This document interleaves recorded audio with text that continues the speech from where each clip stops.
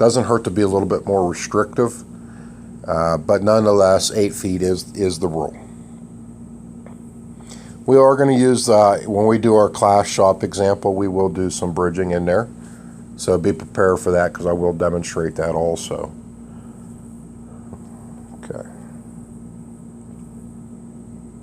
Here's an interesting topic, and it's on notching and drilling holes in wood. So this is the codes. This is a lot of reading here. What I'm going to recommend you do is just pay attention to this right here. This highlights everything you need to know. And we're going to go take a quick look at this, but this is drilling and notching of floor joists. A very important subject. You don't want to get it wrong, because you don't want to damage a floor joist. So the first thing I want to show you is the middle third.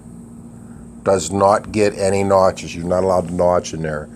So where do the notches go? They go on the outside thirds. Out here.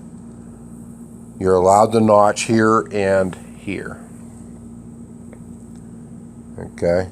So the middle third for notches is off limits. Notches only. You're allowed to drill holes there.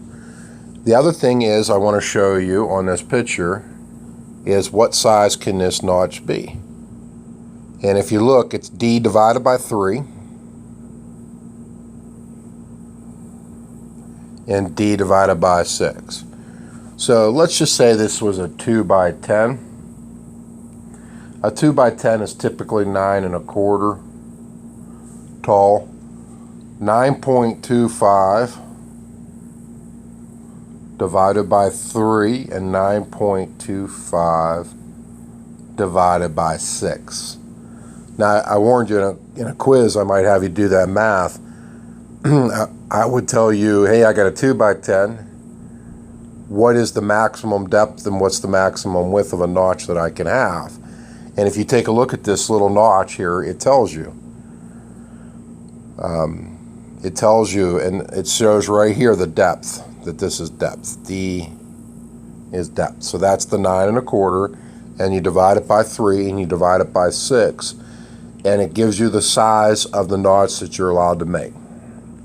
Now, naturally speaking, a 2 by 10 or 2 by 12 would be bigger. That would be 11.25. So divided by 3 and divided by 6 would give you the size for that.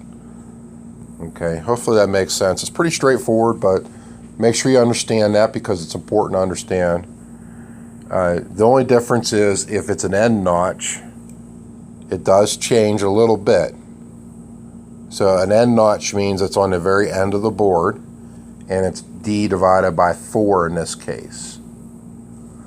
Okay. All right, let's take a look at holes. This is holes. The first thing I want to highlight is a hole cannot be closer to the edge by 2 inches. So you have a space of 2 inches on the top here and the bottom here where you're not allowed to place a hole. So 2 inches is that spot. The other thing is, what size is that hole? It's D divided by 3. So again, if this is a 9.25, so suppose it's a 2 by 10. A 2 by 10 is 9 1/4 tall, because it's 1.5 inches by 9 1/4, because that's the actual size of a 2 by 10. If you were to purchase a 2 by 10, that would be the size of it. Divide by 3, and you get 3.08 something. That would be the maximum size. So basically 3 inches is the case, but nonetheless it's D divided by 3. So that is the maximum size hole you're allowed to drill. Again, as long as it doesn't become within 2 inches of the top and bottom. Hopefully this all makes sense. Take your time, take a second to review this. And I'm going to throw a couple questions on the test about this. I'm going to ask you, I have a 2 by 12. It's 11 1/4 high. What's the maximum size notch am I allowed? And you're going to have to do the math. You're going to have to say d divided by 6, d divided by 3, and you're going to have to solve it. Or I may ask you what the maximum size hole is for drilling, and you have to use d divided by 3. So again, 2 by 8s are 7 1/4 tall, 2 by 10s are 9 1/4 tall, 2 by 12s are 11 1/4 tall, the actual thickness. So if you have any questions, let me know.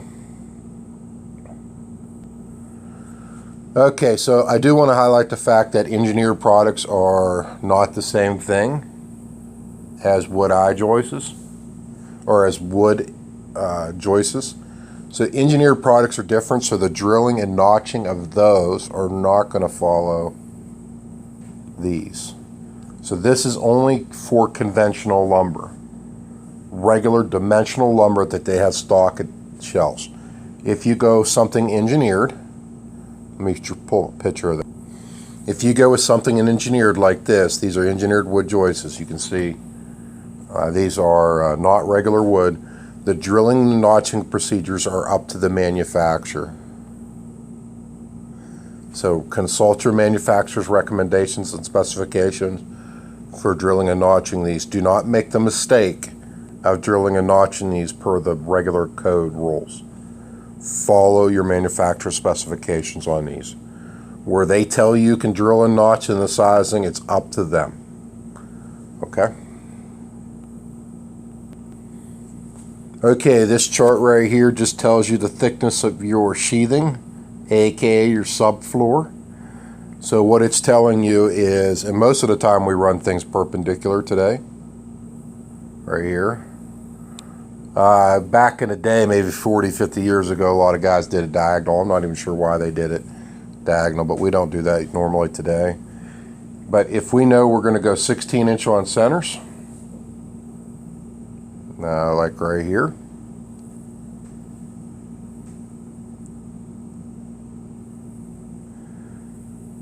then that's going to be 5/8 if we're going perpendicular.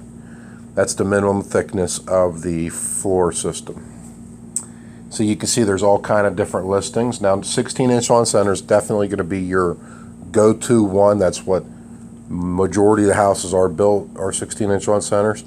But as you can clearly see, you're allowed to do others if you really beef up your floor system. Like right down here.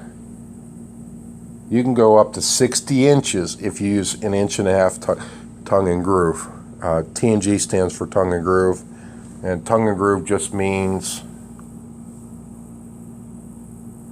you have a tongue in a groove that the next panel fits in that locks it together. So tongue and groove. So just as long as you have that tongue and groove, you can go all the way up to 60 inches on center spacing of your beams if it's 1.5 inches thick. Okay, last slide here. End joints in lumber used on subflooring shall occur over supports unless end match is used. So basically what it's saying is that if you're using whatever you're using for subfloor, the pieces have to end over, end joints have to end over joists. And you got to stagger step your joists, your end joints. Sorry, I'm getting a little tongue-tied here, but you know, take a minute to read this slide and familiarize yourself with this. But end joints shall end over joists. Okay.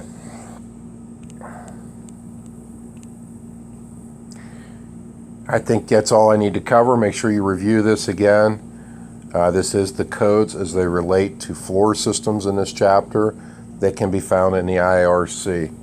As you notice as you go through here, I do have some things underlined, like here. You can see the grade mark is underlined. Those are underlined. Those are underlined. So that may be of particular interest for test time, but make sure you double read those. I'm not trying to give anything away here, but you know, make sure you read the underlined stuff twice. Okay, that's it. Thank you.